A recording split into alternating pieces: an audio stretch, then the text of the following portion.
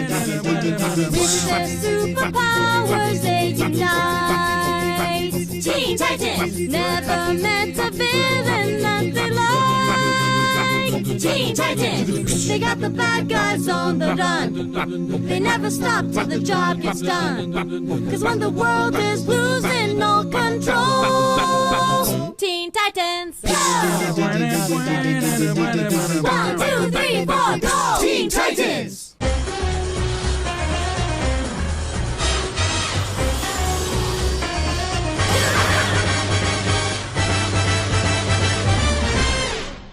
Fala galera, aqui é o Gabriel. Bem, a série dos Titãs tá finalmente na Netflix, né? Todo mundo já viu. E agora tá todo mundo comentando sobre o seriado. Afinal, é um bom seriado? Faz uma boa adaptação à HQ dos Jovens Titãs? Essa é a polêmica da vez. Alguns amaram e outros odiaram. E por causa disso eu decidi fazer um vídeo com as minhas impressões da primeira temporada de Titãs. Cuidado que talvez tenha um ou outro spoiler, mas não é nada demais. Então vamos fazer logo essa crítica porque eu tô louco pra falar.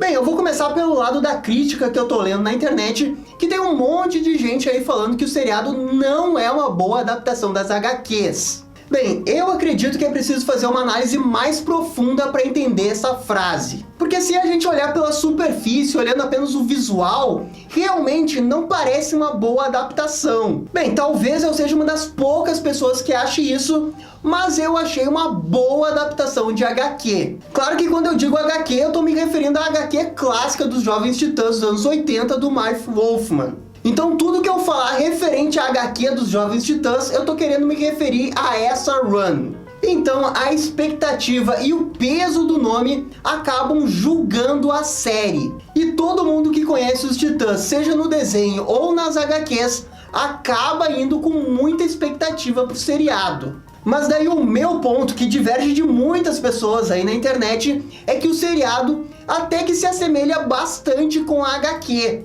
A série do Marv Wolfman era sobre jovens que estão lidando com problemas verdadeiros e não apenas crimes que estão acontecendo na cidade. Eles são uma equipe que possuem problemas que você entende e até se relaciona. E o problema dos personagens da HQ estão no seriado também. O Dick, nas primeiras fases dos Titãs, é sim rebelde. Tem uma HQ que ele até peita o Batman. A Estelar é uma pessoa com uma personalidade forte e que é impulsiva. A Ravena é uma pessoa reclusa que tenta entender o seu passado. Então, se você pegar o cerne da HQ, você vai ver essas questões no seriado. E por isso eu acho que o programa faz justiça sim com a HQ. Se você olhar apenas para o visual, quase todos são um desastre. Tirando o Robin, hein? O Robin ficou demais. Mas o Mutano não é verde, a Estelar tem um casaco de pele que é ridículo, a Ravena tem uma tinta azul no cabelo que é patética, e por aí vai. Os uniformes que acabam se salvando é do Robin Dick Grayson, do Robin Jason Todd, do Hank e da Dawn. Bem, mas vamos deixar esse papo de uniforme de lado porque ele não é tão importante assim. Apesar do seriado ser muito fiel em termos de personalidade, em termos de temática, ele é muito diferente. E não pense que isso é uma crítica não, tá? Eu tô só apontando algumas diferenças. Nas HQs é tudo mais leve e descontraído, com pílulas de momento sério e puro desenvolvimento de personagem. Há um aspecto mais jovial, fazendo justiça ao nome Jovens Titãs. No seriado não tem nada disso. Gente, não é à toa que o seriado não tem a palavra teen, que significa adolescente. É só Titãs por um motivo bem claro. Não existe aspecto jovem, e isso fica muito claro desde o início. O seriado tem uma pegada mais séria, dark e adulta, ao mesmo tempo que aborda os mesmos problemas dos Jovens Titãs das HQs. E o seriado é muito bom em mostrar isso. Os episódios são muito bem dirigidos e eles conseguem mostrar a dura realidade que é viver no mundo, o que condiz com a temática da série. Só que o problema é que o seriado não sabe dosar esses momentos. Tem vários momentos aí que o seriado exagera e perde o tom completamente. O melhor exemplo disso é o Dick Grayson. Na tentativa de mostrar que o Batman é o responsável por ele perder o controle e não saber mais quem ele é, eles acabam mostrando uma cena como essa, na qual o Dick pega um bandido e esfrega o rosto dele no vidro. O Dick é um pouco mais rebelde sim nas HQs, mas nem nas suas versões mais loucas e insanas ele é capaz de fazer uma coisa dessa. E então o resultado disso é que eles perdem totalmente o fio da meada do Robin só para ter esses momentos de violência gratuita.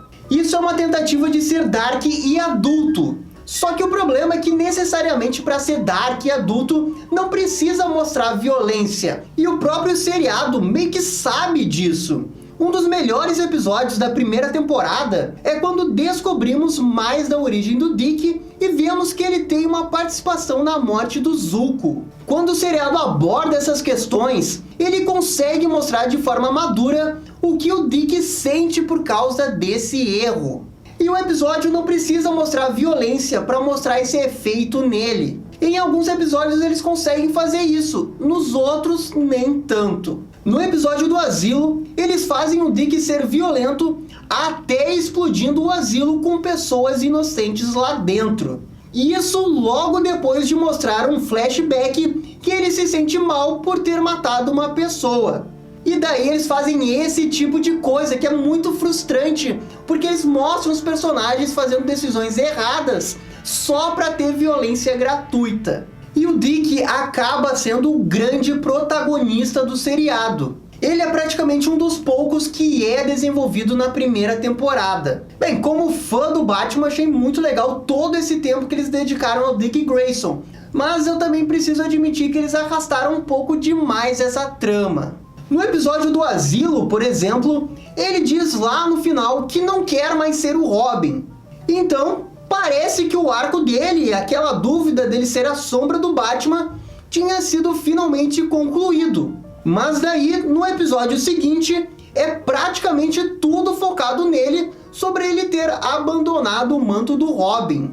E, gente, isso é uma inconstância muito chata que acontece o tempo todo na história do Dick. Ele vai, mas volta, vai e volta, vai e volta, e a gente nunca vai a lugar nenhum com o Dick. Ele não quer ser mais o Robin, a sombra do Batman, mas pede dinheiro pro Alfred. Ele odeia o Bruce Wayne e tudo que ele fez por ele, mas vai lá no apartamento do Bruce e fica um tempinho na casa dele. Sabe, essas inconstâncias são muito chatas. Afinal, ele quer ser independente do Batman ou ele só depende do Batman? Poxa, se decide, né, seriado? Mas eu também preciso dizer que eu curti muito o ator que fez o Dick Grayson. Gente, ele é a cara do Dick e quando tá com o uniforme do Robin fica perfeito. Mas eu acho que quando o roteiro tenta priorizar os momentos do Dick com muita violência e inconstâncias no roteiro, ele acaba prejudicando o arco dele, que meio que é o principal da primeira temporada. E o fato do Dick ter tanto momento acaba tirando os holofotes dos outros titãs. Todos os outros são muito interessantes e acaba sendo uma grande perda não saber mais sobre eles. A equipe dos titãs, quando tá junta, tem uma química fenomenal, mas o seriado o tempo todo divide eles. Chega a ser muito frustrante. Nos 11 episódios, eu acho que só tem um que eles estão todos juntos. Todos os momentos que eles estão juntos, seja lá no apartamento do Bruce Wayne, na cidade lá, todos esses momentos são muito legais. A Estelar, que foi uma das mais criticadas na internet, pra mim foi uma das melhores do seriado, e o fato da gente conhecer bastante dela na primeira temporada acaba sendo muito positivo pra mim. Ela vai conhecendo mais sobre ela e avançando a história, e nós vamos conhecendo mais ela e sabendo mais da história. Eu achei isso muito bom. Quanto a Ravena e o Mutano, eu achei eles bem carismáticos, mas eu não tenho uma opinião definitiva sobre eles. Gostaria de ver mais para daí avaliar melhor. Só que apesar desses problemas, o seriado tem um negócio que te faz querer assistir até o fim. Ele é viciante. Ele faz você querer ver mais, mais e mais e mais. Aquela coisa de maratonar a série na Netflix. Eu acho que o segredo disso tem a ver com a construção do mundo e os personagens. Você quer ver mais episódios porque você quer saber mais sobre os personagens. É por isso que você investe tempo na série, e não necessariamente para ver o Trigon lá no final. A trama central da temporada, ela não é boa o suficiente para fazer viciar, mas os personagens sim. E o mundo todo é brilhantemente bem estabelecido. Quando eles mostram a Donna Troy falando que aprendeu com a Mulher Maravilha, quando eles mostram a Dawn com uma roupa do Superman, quando eles mostram o Hank querendo ajudar a cidade, e ele fazendo um traje de herói, e inconscientemente por causa dos heróis que já existem. Isso é uma construção de mundo coeso e o seriado fez muito bem. E no meio disso tudo, a fotografia e a direção é impecável. Ah, mas é tudo muito escuro, não sei o que, não dá pra ver as roupas. Gente, é escuro porque a temática do seriado é mais séria. É natural escolher tons escuros para representar a escuridão. Se você quer passar tristeza, você vai escolher tons de azuis para mostrar na sua tela. É natural. E se eles tivessem colocado o uniforme do Robin todo colorido ali, não faria sentido algum com a temática do seriado. Sem falar que os efeitos de CGI não são lá essas coisas, e o fato de ser escuro certamente ajuda a esconder eles. Quem diria, valeu a pena. Mas os episódios têm algumas inconstâncias que me incomodaram bastante. E inclusive tem alguns furinhos ali que me atrapalharam um pouco. Logo no episódio 2 ou 3, o Dick fala que não vai deixar a Ravenna sozinha e que vai ajudá-la. Mas daí no 8, ele simplesmente diz que vai deixá-la porque o mistério dela acabou. E daí tem alguns pontos que não fazem sentido algum. Tipo a Ravenna falando lá nos últimos episódios para os personagens irem atrás do Jason Todd. Algo que nunca acontece e acaba se perdendo totalmente. O episódio de origem do Hank e da Dawn é um dos melhores e um dos meus favoritos. Mas ele tá no meio de um cliffhanger no episódio anterior que não faz sentido algum colocar ele ali. Esse episódio aí pra mim foi espetacular, com o Hank e a Dawn brilhando muito como personagens. Você entende porque eles estão juntos e porque eles são heróis.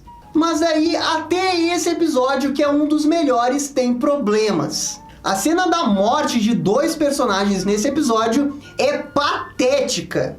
E se passa em 2 segundos. Gente, quando eu vi essa cena, eu fiquei tão espantado, tão estupefado de ruim que é essa cena, que eu voltei o vídeo e analisei frame por frame do porquê essa cena é tão ruim assim.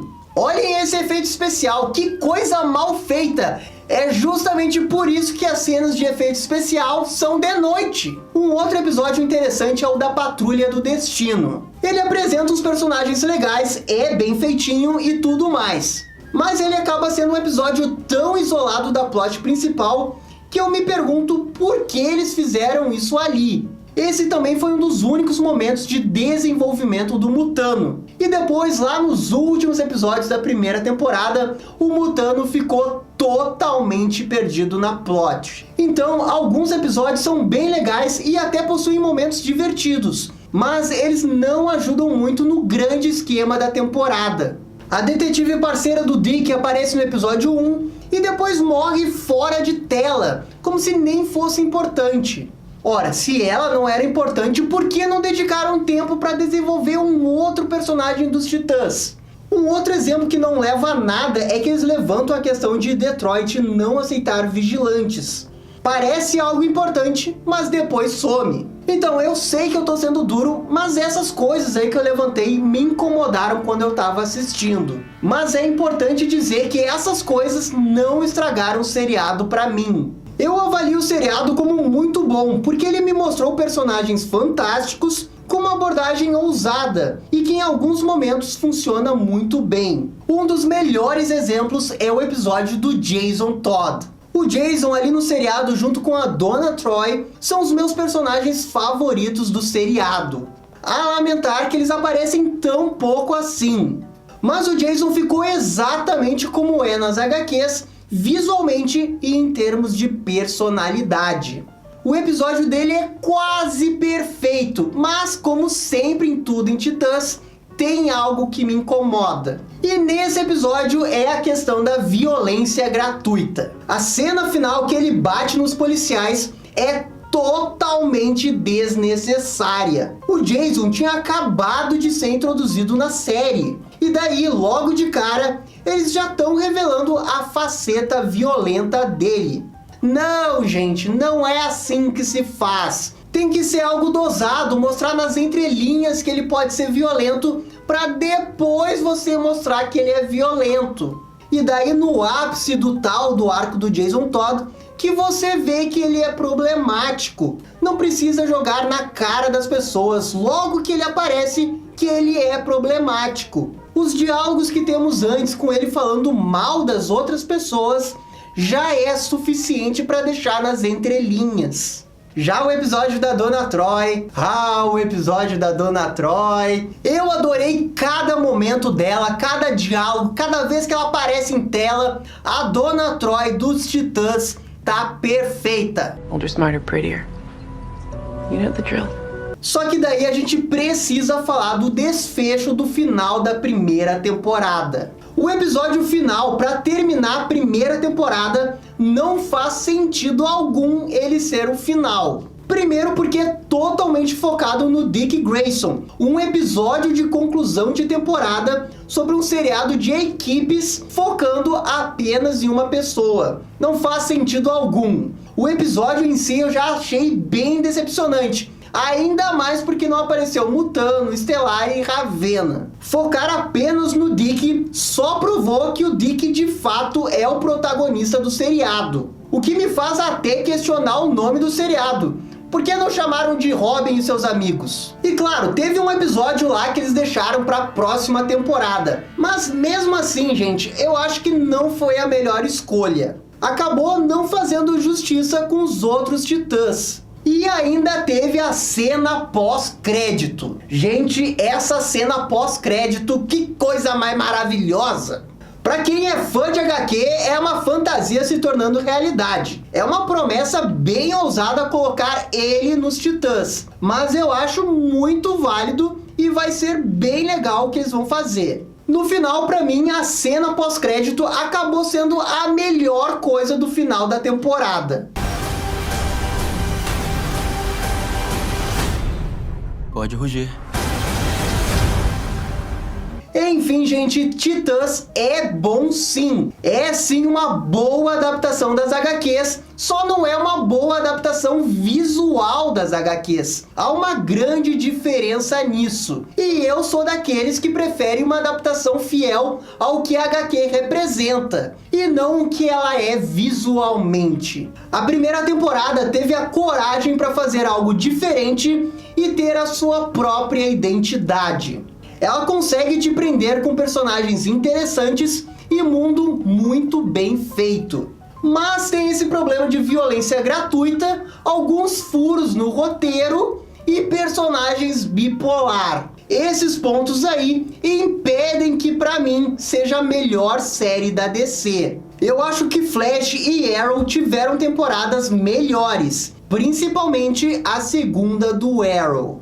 Mas enfim, é um seriado com um enorme potencial, mas com uma super responsabilidade de adaptar uma das melhores HQs da DC. A exigência para o seriado é muito alta, e até por isso eu fiquei surpreso, porque eu esperava uma grande bomba e no final foi muito bom. Se eles ajustarem alguns pontos e começarem a dividir o protagonismo do Dick com os outros heróis, com certeza essa vai ser a melhor série da DC. Bem, gente, essa foi a nossa crítica da primeira temporada de Titãs. Gostaram? Não gostaram? Deixem as suas opiniões nos comentários. E se curtiram esse vídeo, deixe aquele joinha e inscreva-se no canal para ficar sabendo absolutamente tudo sobre o Batman. Obrigado, gente, e até a próxima. Tchau, tchau. E claro, não deixem de considerar de apoiar o canal lá no Padrim. Obrigado, gente, e até a próxima. Tchau, tchau.